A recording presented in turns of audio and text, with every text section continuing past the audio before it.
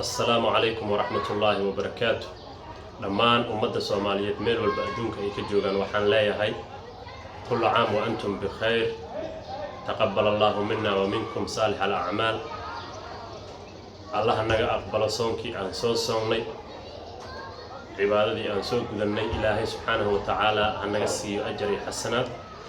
أمة الصومالية دمان ساسا لا يهي.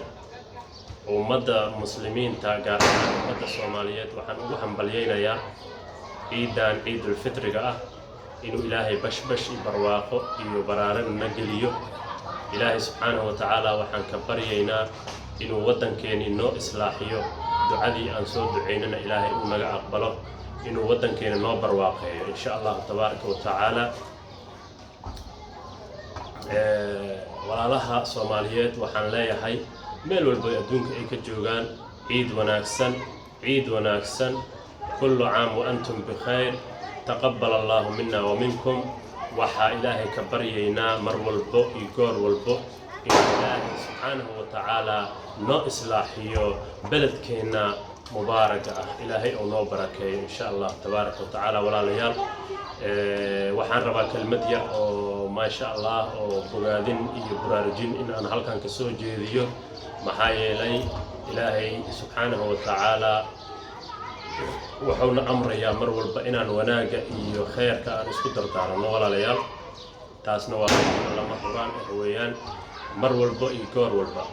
marka waxaan leeyahay shacab weynaha Soomaaliyeed meel walba adduunka ka joogaan inay iswalaalsadaan inay ma aragtay dadka walaalahooda kale oo ka taagta daran ay caawiyaan in ay ma aragtay isa saacidaan meel walba adduunka ka joogaan in ma aragtay leesku ihsaan sameeyo maxaa la dhahaa adduunkan maanta la joogo waa faaniya waa laga tagayaa mar walba adduunkan saan looma joogaayo walaalayaal.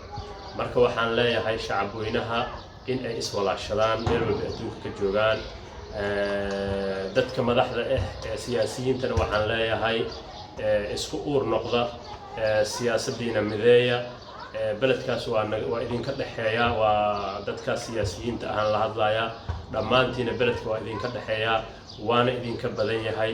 annaga haddaan shacab nahay waxaan rajaynaynaa mar walba iyo goor walba siyaasiyiinteena inay noo wada mid ahaadaan walaalayaal ay noo wada mid ahaadaan yacni aanan midka kale aanan ka jeclaysanin.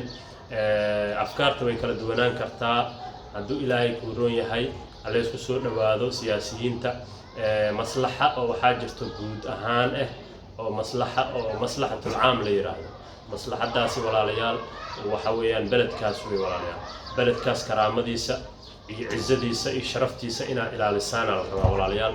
beledkaasi ma ogolaan doono shacabka Soomaaliyeed in beenbeen lagu iibsado ama beenbeen lagu qaato walaalayaal. mar walba iyo goor walba waxaan leeyahay siyaasiyiinta sharafta leh inay karaamada wadankooda ay ilaaliyaan insha Allah tabaaraka wa ta'ala. hadduu ilaahay ku roon yahay isku uur ahaadaan leeyahay intaasaan kusoo gabagabeyn lahaa kelmadeyda. aad iyo aad u mahadsantihiin. wassalaamu calaykum wa rahmatullahi wa barakaatuh.